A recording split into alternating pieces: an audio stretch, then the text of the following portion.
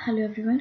आज हम इस वीडियो में देखेंगे कि ज़ेंगो में हम ये क्लासिफिकेशन एक डेटा सेट है उसे कैसे इम्प्लीमेंट कर सकते हैं और उसके जीयूआई के थ्रू हम कैसे अपना रिज़ल्ट अचीव कर सकते हैं। बेसिकली पहले हम नॉर्मली एक आइडिया ले लेते हैं कि बेसिकली क्लास क्लासिफिकेशन है क्या। ये कैगल वेबसाइट पे मैंने एक डेटा सेट उठाया है यहाँ से। बेसिकली ये डेटा सेट किसके रिगार्डिंग है। इस डेटा सेट में क्या है कि हमें ग्लास आइडेंटिफिकेशन डेटा सेट है ये हमारा, जो कि यूसीआई का है।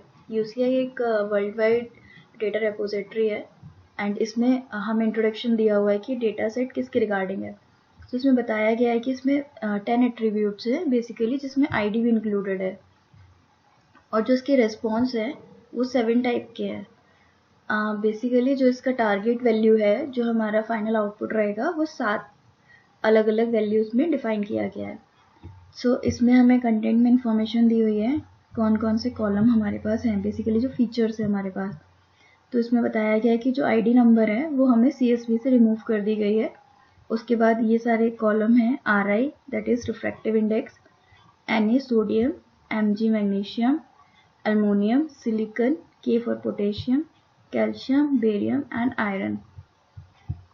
एंड ये रिमेनिंग इसके 7 उसके एट्रीब्यूट्स है, बेसिकली टारगेट वैल्यूज़ है कि इसमें ये डिफाइन किया गया। बेसिकली ये सारे इसके रेशो है, कंपोनेंट रेशो है कि इस रेशो के बेसिस पे डिसाइड किया जाएगा कि ये जो ग्लास है वो किस चीज़ के लिए प्रेफर किया जाए, कंटेनर के लिए, टेबलवेयर के लिए, बिल्डिंग्स के लिए या हेडलैम्प्स के लिए। तो बेसिकली अलग अलग तरीके के जो ग्लासेस होते हैं उनके अलग अलग कंपोजिशन होते हैं। तो हमें एक डेटा सेट दिया गया है जिसमें अलग अलग कंपोजिशन है, उसके बेसिस पे डिफाइन किया गया है कि ये किस टाइप का है। तो हम इसमें बेसिकली क्या करते हैं, हमें पूरा डेटा सेट दिया और रहेगा, तो हम पहले इसको ट्रेन करेंगे। उसके बाद हमें टेस्ट करने के लिए ट्रेन और टेस्ट में हम डेटा को डिवाइड करके उसको टेस्ट कर सकते हैं कि हमें पता करना हो कि टारगेट वैल्यू क्या आएगी हमारी।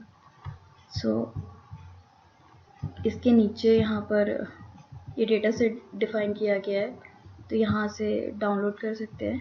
इसके बाद हमें डेटा सेट मिलने के बाद बेसिकली हमें इसकी प्री प्रोसेसिंग करनी होती है कि डेटा में कोई नल वैल्यूज़ वगैरह, वैसे इसमें यहाँ पे डिफाइन है बट कुछ डेटा सेट्स होते हैं जिसमें डिफाइन नहीं होता। तो नॉर्मली पहले हमें जो ये डेटा सेट है इसकी प्री प्रोसेसिंग करनी होगी, उसके बाद हमें इसका मॉडल बनाना होगा। उस मॉडल के बाद हम फिर इसे ज़ेंगो की हेल्प से इसे इम्प्लीमेंट करेंगे। तो प्री प्रोसेसिंग में नॉर्मली क्या होता है, हम चेक करते हैं इसमें नल वैल्यूज़ है कि नहीं है, कोई मिसिंग वैल्यूज़ तो नहीं है, कोई आउटलायर्स तो नहीं है, और डेटा वैलिडेशन, अगर वैलिडेशन हमें दिया हुआ है तो सारे वैलिडेशंस के अकॉर्डिंग हमें चेक करके तब हम उसे फिर मॉडल के लिए देते हैं। तो इसको हम बेसिकली EDA भी बोलते हैं।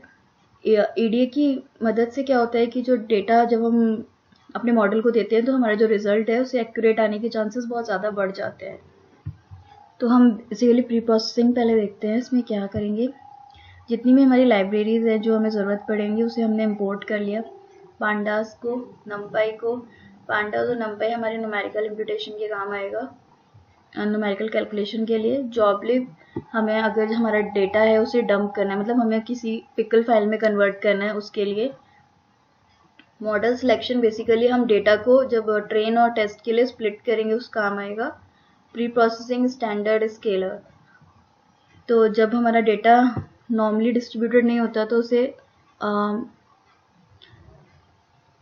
इसमें बेसिकली क्या रहता है कि हम जो मीन है उसे 0 करते हैं और जो स्टैंडर्ड डेविएशन है उसको 1 लाते हैं, तो जितने भी हमारे फीचर्स है वो सेम मैग्नीट्यूड पे आ जाते हैं। तो मॉडल को इजी रहता है इसे प्रेडिक्ट करने के लिए। बेसिकली हम पहले क्या करते हैं, लाइब्रेरीज इंपोर्ट कर ली, उसके बाद हम इस डेटा को रीड करेंगे। इसमें हेड हम बेसिकली यूज़ करते हैं जो हमारी स्टार्टिंग की टॉप 5 वैल्यूज़ हैं वो आ जाएं। इसके बाद हम चेक करेंगे कि इसमें कोई नल वैल्यूज़ हैं कि नहीं। तो उसके लिए हम जो डेटा सेट है जो कि हमने यहाँ पे डिफाइन किया हुआ है रीड CSV में, pd.read_CSV, उसको चेक करेंगे कि उसमें नल वैल्यूज़ हैं कि नहीं है। तो अगर ये 0 0 है इसका मतलब इसमें नल वैल्यूज़ नहीं है। फिर हम इस डेटा के रिगार्डिंग इन्फॉर्मेशन चेक करेंगे कि इस डेटा किस टाइप का है, इसमें पता चलेगा कि नल वैल्यूज़ हैं कि नहीं है और किस डेटा टाइप का ये है, हर एक फीचर्स या हर एक कॉलम। उसके बाद हम चेक करेंगे उसका शेप क्या है, जो डेटा सेट है हमारा उसका शेप क्या है। और डिस्क्राइब से बेसिकली हमें पता चलता है, अगर हम डिस्क्राइब में इंक्लूड ऑल नहीं करते तो जितने भी हमारे ये टर्म्स आ रहे हैं न्यूमेरिकल सारे टर्म्स आएंगे, अगर हम इंक्लूड ऑल करेंगे तो सारे टर्म्स आएंगे बेसिकली। इसमें हमें पूरा इसका स्टेट्स पता चल जाता है कि हमें बेसिकली उसके क्या मीन, स्टैंडर्ड डिविएशन 25% है, क्या मैक्स वैल्यू है। इसके बाद हमने नॉर्मली x और y में से डिवाइड किया डेटा सेट को, जो हमारा टाइप वाला है उसको हटा के सारे कॉलम्स इधर इसमें x में रहेंगे और y हमारा टारगेट रहेगा। तो x में हमारे सारे फीचर्स हैं, y में हमारा टारगेट है। अब हम इसको टेस्ट और ट्रेन में डिवाइड करेंगे बेसिकली। तो ये इसमें ये होगा x ट्रेन में सारे फीचर्स है और y ट्रेन में सारे टारगेट है ट्रेन के। x टेस्ट में सारे टेस्ट वाले फीचर्स है, y ट्रेन में सारे के सारे उसके टारगेट है। नेक्स्ट स्टेप हमारा होगा कि हम इसको जो हमने डेटा सेट दिया है उसके हम जो जितनी फीचर्स हैं उनको स्टैंडर्ड स्केलर की हेल्प से उसको नॉर्मलाइज करेंगे। उसके बाद हम अपना मॉडल देंगे, इसमें हम यूज़ कर रहे हैं रैंडम फॉरेस्ट, तो रैंडम फॉरेस्ट देंगे। जितने हमें एस्टिमेटर देने हैं वो देंगे। एस्टिमेटर बेसिकली होता है कितनी हमारे डिसीजन ट्री बननी चाहिए। सो इस केस में हमने 300 कंसिडर किया है, उसको फिट करेंगे train X train Y train पे। उसके बाद हम प्रिडिक्ट करेंगे, एक्यूरेसी चेक करेंगे, फिर हम यहाँ पे ये मॉडल डंप कराएंगे। इसमें क्या होगा, डंप मतलब पिकल करना है। पिकल बेसिकली क्या होता है कि हम किसी भी जो हमारा CSV है अगर हम उसे बार बार लोड करेंगे तो मेमोरी यूटिलाइजेशन बहुत ज़्यादा रहेगा। तो हम उसको क्या करते हैं, बाइट में कन्वर्ट करके ये फाइल बना के इसको हम प्रोजेक्ट में ऐड कर लेते हैं, तो उसका एफिशिएंट हो जाता है हमारा सिस्टम इसको रीड करने के लिए। तो जब हम ये इसको कमांड को चलाएंगे तो हमारा ये मॉडल यहीं पे बन जाएगा। इतना ये सारा कुछ हमने कर लिया इसमें। इसके बाद जो नेक्स्ट स्टेप होगा वो हमारा ज़ेंगो में होगा।